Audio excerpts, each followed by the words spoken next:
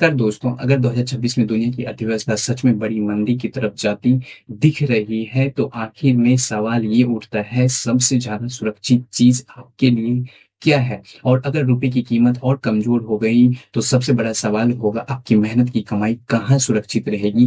Bank की fixed deposit में या सोने यानी गोल्ड में? क्योंकि इतिहास गवाह है, जब भी दुनिया में आर्थिक डर बढ़ता है, लोग कागज़ी करेंसी छोड़कर असली संपत्ति की तरफ भागते हैं। लेकिन क्या सच में गोल्ड सबसे सुरक्षित है या एफडी अभी भी बेहतर विकल्प है? आज हम बिल्कुल आसान भाषा में समझेंगे 2026 में आर्थिक संकट में कौन बचाएगा आपकी संपत्ति को। सवाल नंबर पहला, आखिर लोग डर क्यों रहे हैं? दुनिया इस समय कई बड़े आर्थिक दबावों से गुजर रही है। लगातार बढ़ती महंगाई, डॉलर की ताकत, कमजोर होती कई देश की करेंसी और सरकारी कर्ज और युद्ध जैसे भू राजनीतिक तनाव, इन सब का असर सीधे आम लोगों की बचत पर पड़ता है। मान लीजिए आपके बैंक में 10 लाख रुपए एफडी पड़े हैं और महंगाई 8% से बढ़ रही है, लेकिन एफडी 6% रिटर्न दे रही है, तो असल में आपकी खरीदने की ताकत घट रही है। यानी आप पैसे बैंक में बढ़ रहे हैं, लेकिन उसकी वैल्यू कम हो रही है। सवाल नंबर दूसरा, गोल्ड क्यों माना जाता है सेफ हेवन? अगर बात करते हैं गोल्ड की, हजारों सालों से सिर्फ सोना गहना नहीं बल्कि वेल्थ प्रोटेक्शन का सिंबल माना जाता है। जब भी दुनिया संकट में आता है, लोग गोल्ड खरीदना शुरू कर देते हैं, क्योंकि गोल्ड को कोई सरकार छाप नहीं सकती। रुपया हो, डॉलर हो, यूरो हो, सरकारें जरूरत पड़ने पर कई करेंसी छाप सकती है, लेकिन सोना सीमित है। इसलिए आर्थिक डर के समय गोल्ड की मांग बढ़ती है। 2008 की फाइनेंशियल क्राइसिस हो, कोविड क्राइसिस हो या कई देशों की करेंसी कोलैप्स, हर बार गोल्ड ने लोगों को कुछ हद तक प्रोटेक्शन दिया है।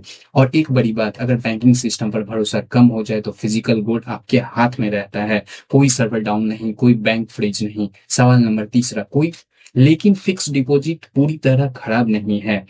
अब ऐसा भी नहीं कि फिक्स डिपॉजिट बेकार हो गई। भारत में करोड़ों लोग फिक्स डिपॉजिट इसलिए पसंद करते हैं क्योंकि पैसा रिलेटिवली स्टेबल रहता है, हर महीने फिक्स्ड इंटरेस्ट मिलता रहता है, रिस्क कम होता है, शॉर्ट टर्म जरूरतों के लिए लिक्विडिटी आसान रहती है, और सबसे बड़ी बात, बैंक में बैंकिंग सिस्टम अभी भी कई देशों से ज्यादा स्टेबल माना जाता है। भारत की अगर कोई भी व्यक्ति रिटायरमेंट इनकम चाहता है, उसे हर महीने गारंटीड रिटर्न चाहिए, तो एफडी अभी भी यूजफुल हो सकती है। लेकिन असली समस्या तब शुरू हो जाती है जब इन्फ्लेमेशन इंटरेस्ट रेट से भी ज्यादा तेज भागने लगे।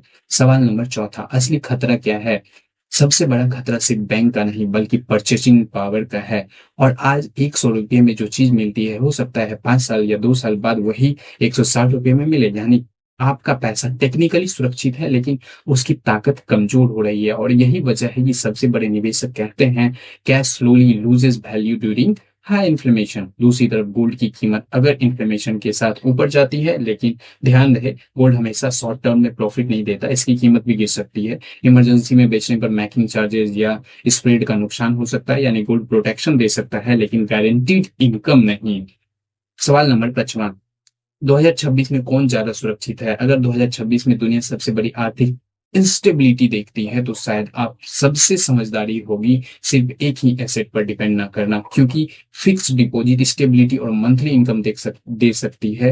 गोल्ड इंफॉर्मेशन और करेंसी वीकनेस से प्रोटेक्शन दे सकता है। यानी सवाल गोल्ड वर्सेस एफडी का कम, बैलेंस का ज्यादा है। कई एक्सपर्ट मानते हैं कि अनसर्टेन टाइम्स में कुछ हिस्सा लिक्विड कैश, कुछ हिस्सा एफडी और कुछ हिस्सा गोल्ड में रखना ज्यादा प्रैक्टिकल स्ट्रेटजी हो सकता है, क्योंकि आखिर में आर्थिक संकट में वही व्यक्ति सबसे ज्यादा सुरक्षित रहता है जो सिर्फ पैसा नहीं बल्कि उसकी असल वैल्यू को समझता है।